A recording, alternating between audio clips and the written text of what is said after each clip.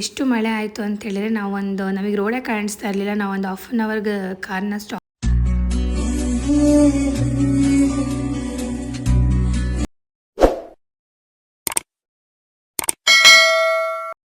Hi ಎಲ್ರಿಗೂ ನಮಸ್ಕಾರ, welcome back to my YouTube channel.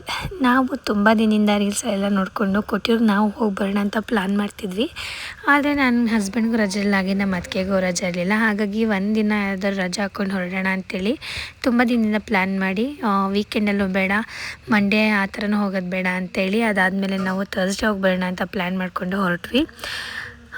ಬೆಳಗ್ಗೆ 4 ಗಂಟೆಗೆ ಎದ್ದು ಸ್ನಾನ ಎಲ್ಲ ಮುಗಿಸ್ಕೊಂಡು ಅದಾದಮೇಲೆ ಹೊರಟ್ವಿ. ಪಾಪು ಸ್ವಲ್ಪ ಫುಡ್ಡೆಲ್ಲ ಮಾಡಿಕೊಂಡು ಹೋಗ್ಬೇಕಾದ್ರೆ ಫಾರೆಸ್ಟ್ ಏರಿಯಾಗಿರಿಂದ ನೋಡಿ ಜಿಂಕೆ ಎಲ್ಲ ಸಿಕ್ಕಿತ್ತು. ಅದಾದಮೇಲೆ ಆನೆಗಳದ್ದು ಶಿಬಿರ ಇತ್ತು. ಅದಾದಮೇಲೆ ಅದನ್ನೆಲ್ಲ ನೋಡಿಕೊಂಡು ಹೊರಟ್ವಿ. ಸುತ್ತ ಫಾರೆಸ್ಟ್ ಏರಿಯಾ ಆಗಿದ್ದರಿಂದ ಫುಲ್ ಕೇರಳ ರೀಚ್ ಆಗೋವರೆಗೂ ಬರೀ ಫಾರೆಸ್ಟ್ ಇರುತ್ತೆ. ಅದಾದಮೇಲೆ ಘಾಟ್ ಸೆಕ್ಷನ್ ಸಿಗುತ್ತಲ್ಲ, ಅದು ಕೂಡ ತುಂಬಾ ಚೆನ್ನಾಗಿತ್ತು. ಹೋಗಬೇಕಾದ್ರೆ ಒಳ್ಳೆ ಪೀಸ್ ಆಫ್ ಮೈಂಡ್ ಇತ್ತು.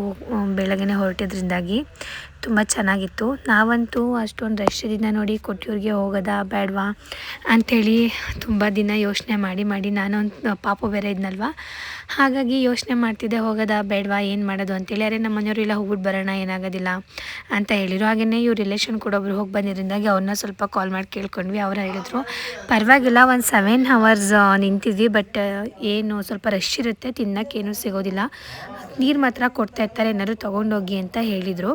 ಹಾಗಾಗಿ ಆಗಿದ್ದಾಗಲಿ ಹೋಗಿ ಬಂದೇ ಬಿಡೋಣ ಅಂಥೇಳಿ ನಾವು ಕೂಡ ಪ್ಲ್ಯಾನ್ ಮಾಡಿಕೊಂಡು ನಾನು, ನಮ್ಮ ಮನೆಯವರು, ನಮ್ಮ ಅತ್ತಿಗೆ, ಅಣ್ಣ, ಮಗಳು, ಹಾಗೆಯೇ ನಮ್ಮ ಅತ್ತೆ ಎಲ್ಲರೂ ಹೊರಟಿದ್ವಿ.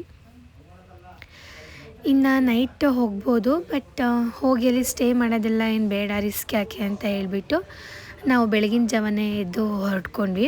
ಅದಾದಮೇಲೆ ಯಾರೆಲ್ಲ ಕೊಟ್ಟಿಯೂರಿಗೆ ಹೋಗಿದ್ರಿ, ನಿಮ್ಮ ಎಕ್ಸ್ಪೀರಿಯೆನ್ಸ್ ಹೇಗಿತ್ತು, ಕ್ರೌಡಲ್ಲಿ ನಿಮಗೆ ಯಾವ ಥರ ಇತ್ತು ಅಂತೇಳಿ ಕಮೆಂಟ್ ಮಾಡಿ.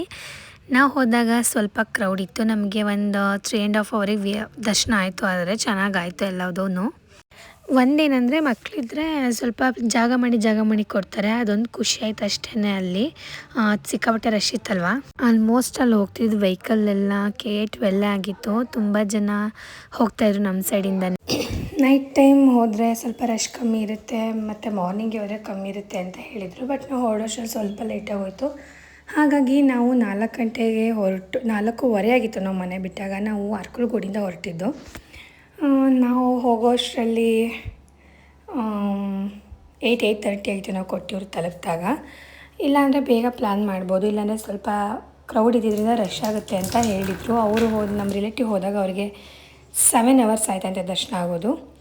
ಅದಾದಮೇಲೆ ಕೂರ್ಗ್ ಗೇಟ್ ಕೂಡ ಸಿಕ್ತು.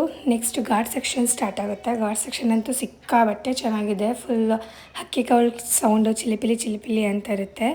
ಹಾಗೆಯೇ ವ್ಯೂಸು, ಗಾಳಿ ಸಕ್ಕತ್ತಾಗಿತ್ತು. ಹೋಗಬೇಕಾದ್ರೆ ಟ್ರಾವೆಲಿಂಗ್ ತುಂಬ ಎಂಜಾಯ್ ಮಾಡೋರಿಗಂತೂ ಸಿಕ್ಕಾಪಟ್ಟೆ ಖುಷಿಯಾಗುತ್ತೆ, ಅಷ್ಟು ಚೆನ್ನಾಗಿತ್ತು.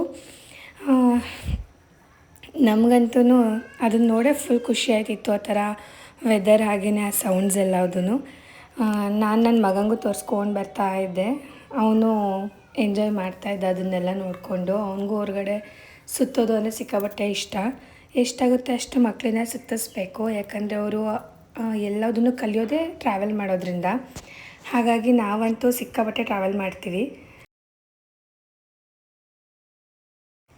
ಹಾಗೆ ನಾವು ನೋಡಿದಾಗೇ ಸಿಕ್ಕಾಪಟ್ಟೆ ಕಾರ್ಗಳು, ಟೆಂಪೋ, ವ್ಯಾನ್ಸ್ ಎಲ್ಲದರಲ್ಲೂ KA-12 ಕರ್ನಾಟಕದವರೇ ತುಂಬ ಜನ ಹೋಗ್ತಾಯಿದ್ರು. ನಾವು ಏನು ಇಷ್ಟೊಂದು ಜನ ಇದ್ದಾರಲ್ಲ, ಎಷ್ಟೊಂದು ರಶ್ ಆಗುತ್ತೇನೋ ಅಂದ್ಕೊತಿದ್ವಿ. ಹಾಗೆಯೇ ಅಲ್ಲಿ ನೋಡಿ ವ್ಯೂ ತುಂಬ ಚೆನ್ನಾಗಿತ್ತು. ಅವರೇ ವೀಡಿಯೋ ಮಾಡ್ಕೊಳ್ಳೋಣ ಅಂತಲೇ ಬರೀ ಮರಗಳೇ ಅಡ್ಡ ಆಗ್ತಿದ್ವು. ಅದು ಫುಲ್ ಘಾಟ್ ಆದ್ದರಿಂದ ನೆಕ್ಸ್ಟ್ ಕಾಣೋದೇ ಇಲ್ಲ ವ್ಯೂ. ಆದರೆ ಸಿಕ್ಕಾಪಟ್ಟೆ ಚೆನ್ನಾಗಿತ್ತು. ನನ್ನ ಮಗ ಅಂತೂ ಫುಲ್ ಅವ್ರ ಅಪ್ಪ ಹತ್ರ ಹೋಗ್ತೀನಿ ಅಂತ ಹಠ ಮಾಡ್ತಿದ್ದ. ಅವನು ಮುಂದೆ ಕೂತ್ಕೊಳ್ಳೋಕ್ಕೆ ಅಂತ ಹೇಳ್ಬಿಟ್ಟು. ಅದಾದಮೇಲೆ ನೆಕ್ಸ್ಟ್ ನಾವು ಕೇರಳನ ಎಂಟ್ರಿ ಆದ್ವಿ. ನೋಡ್ತಿದ್ದೀರಲ್ಲ ಎಷ್ಟೊಂದು ಜನ ದರ್ಶನ ಮಾಡ್ಕೊಂಡು ಆ ಕಡೆಯಿಂದ ವೆಹಿಕಲ್ಸ್ ಬರ್ತಾಯಿತ್ತು.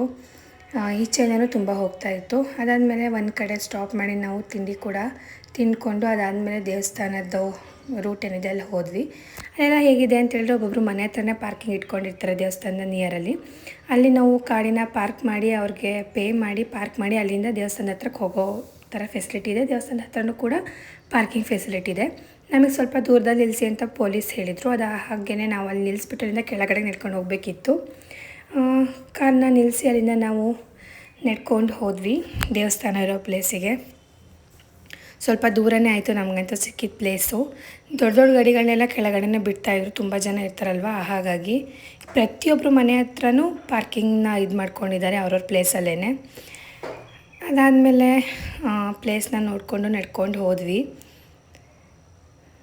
ನೋಡಿ, ಇದೇ ದೇವಸ್ಥಾನಕ್ಕೆ ಹೋಗೋ ರೂಟು. ಮಳೆ ಬಂದಿತ್ತು ಅನಿಸುತ್ತೆ, ಹಾಗಾಗಿ ಅಲ್ಲಿ ಸ್ವಲ್ಪ ಗೊಚ್ಚನ್ನು ಇತ್ತು.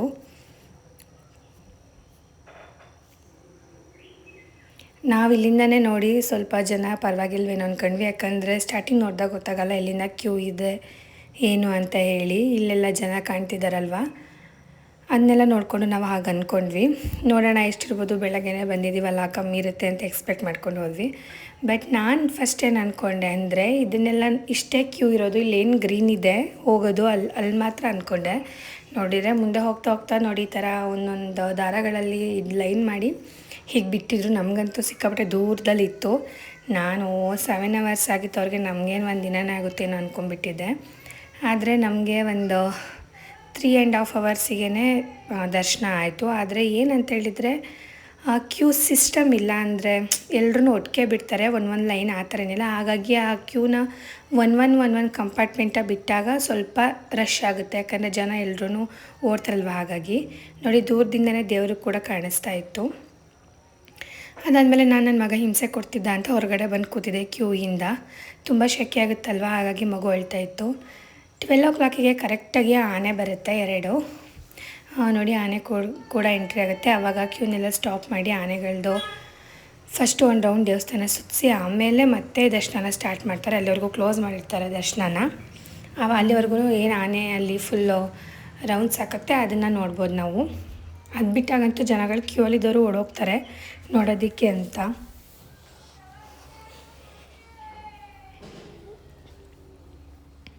ನೋಡಿ, 2 ಆನೆಗಳಿತ್ತು. ಅಲ್ಲಿವರೆಗೂ ನಾವು ಕ್ಯೂ ಅಲ್ಲಿ ಬರುವಾಗ ಅದನ್ನೆಲ್ಲ ತೊಳೆದು ರೆಡಿ ಮಾಡ್ತಾಯಿದ್ರು ಕರ್ಕೊಂಬರೋದಕ್ಕೆ. ಕರೆಕ್ಟಾಗಿ 12 o'clock ಬರ್ತಾರೆ. ಅದಾದಮೇಲೆ ನೋಡಿ, ನಾವು ಹೇಗೋ ಕಷ್ಟಪಟ್ಟು ಮೇಲೆ ಬಂದ್ವಿ.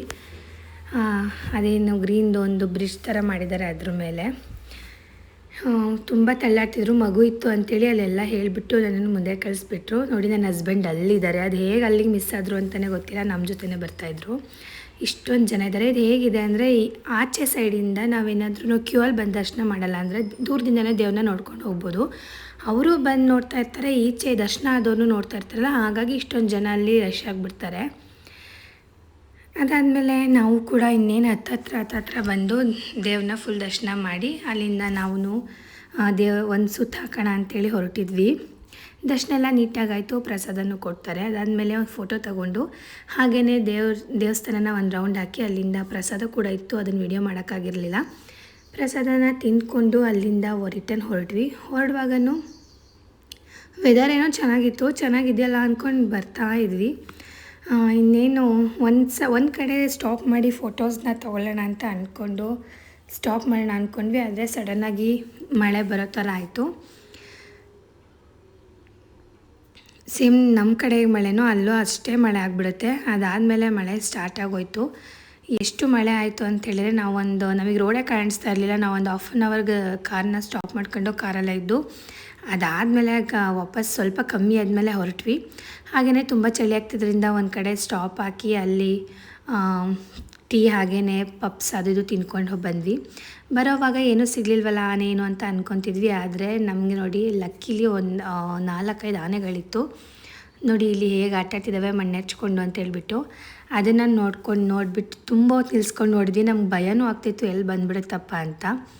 ಅದಾದಮೇಲೆ ಸ್ಟಾರ್ಟ್ ಮಾಡ್ಕೊಂಡು ಮುಂದೆ ಬಂದರೆ ಅಲ್ಲೂ ಕೂಡ ಒಂದು ಸಿಂಗಲ್ ಆನೆ ಇತ್ತು. ನೋಡಿ ಎಷ್ಟು ಚೆನ್ನಾಗಿ ಆಟಾಡ್ತಿದ್ದಾವೆ ಅಂತ ಹೇಳ್ಬಿಟ್ಟು.